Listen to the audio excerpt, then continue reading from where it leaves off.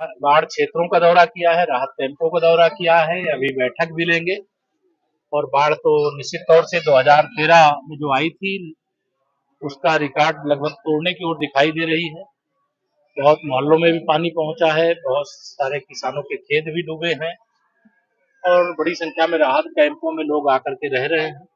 सरकार ने राहत कैंप में जितने लोग हैं, उनके खाने की, उनके रहने की, उनकी दवाओं की, उनकी अन्य जरूरतों की तत्काल व्यवस्था ठीक ढंग से करें, इसका निर्देश दिया गया है।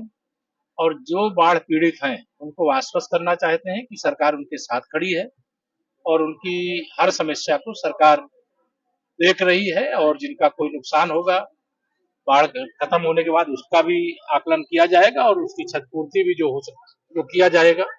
लेकिन हमारी सरकार का एक सूत्री या प्रयास है कि बाढ़ जहां पर भी है, राहत वहां पर है और ये हमारी प्राथमिकता है। कितना बड़ा क्षेत्र प्रभावित है? क्षेत्र तो बहुत, मैं तो लगातार पूरा इधर करेली वाला क्षेत्र, पश्चिमी क्षेत्र भी है, दक्षिणी क्षेत्र भी है, उत्तरी क्षेत्र भी है, फूलपुर विधानसभा, करचना विधानसभा क्षेत्र, आपामऊ विधानसभा क्षेत्र।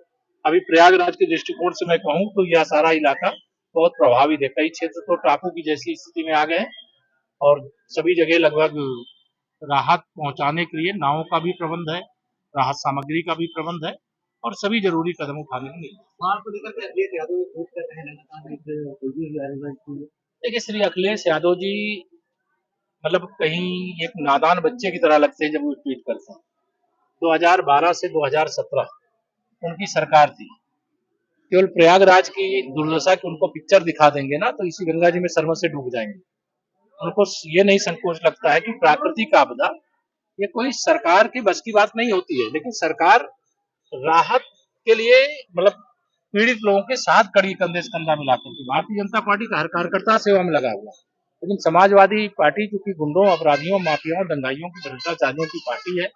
राहत सामग्री नहीं मिलती थी सपा की सरकार के समय, लोग बाढ़ में डूब रहे, राहत सामग्री बेच करके खा जाते थे भ्रष्टाचार। लेकिन आज सबको राहत सामग्री भी मिल रही है, उनको आवास की सुविधा, उनके भोजन की सुविधा, उनके दवाई की व्यवस्था, जहाँ बाढ़ है वहां नाव की व्यवस्था और जो भी आवश्यक जरूरत है सारी जरूरतों को पूरा करने के लिए प्रभावी निर्देश दिए गए हैं। और श्री अखिलेश यादव जी से यही कहूंगा कि प्राकृतिक आपदा अर्थात बाढ़ जैसे मामले में राजनीति न करें और बाढ़ हो, भूकंप हो, सुनामी हो, यह किसी सरकार और किसी व्यक्ति के बस की बात नहीं होती। और अपना कार्यकाल याद करें और नहीं याद आ रहा है तो पुराने पिक्चर निकाल के देख लें, आप सबके चैनल में भी पड़ी होंगी, उनके मोबाइल में भी पड़ी होंगी, लेकिन उसको देखेंगे तो शर्मिंदा हो जाएंगे। इसे इस समय की चर्चा कर रहे हैं जब विकास भी हुआ है। आज नगर क्षेत्र में बाढ़ का पानी अगर प्रवेश करता है तो मैं यह देख रहा हूँ कि नगर निगम की पूरी टीम लग करके उस पानी को तत्काल निकालने का, जितने कम समय में निकाला जा रहा है। मैं भी इस प्रयागराज का हूँ और मैं जानता हूँ कि व्यवस्थाओं में बहुत बड़े पैमाने पर सुधार हुआ है और हम लोगों का लगातार प्रयास है कि बाढ़ के संकट से प्रयागराज पूरी तरह से मुक्त हो और उस दिशा में हम लोग काम करें। स्कूल कॉलेज भी बंद करे गए हैं। हाँ, 3 दिन के लिए स्कूल कॉलेज भी इसलिए बंद किए गए हैं कि बहुत बड़ी संख्या में ऐसे भी बच्चे हैं जो प्रतियोगी छात्र हैं, पढ़ने वाले बच्चे हैं, जो बाढ़ग्रस्त क्षेत्रों में किराए पर रहते थे। अब वह कोचिंग नहीं जा सकते, वो कॉलेज नहीं जा सकते, बच्चे छोटे छोटे विद्यालय नहीं जा सकते। तो जो जरूरी है जिला प्रशासन उसके लिए परिस्थिति के अनुसार निर्णय लेता है और यह निर्णय लिया गया जहां ऐसी कोई समस्या होगी तो उस समस्या को दृष्टिगत रखते हुए फैसला लिया।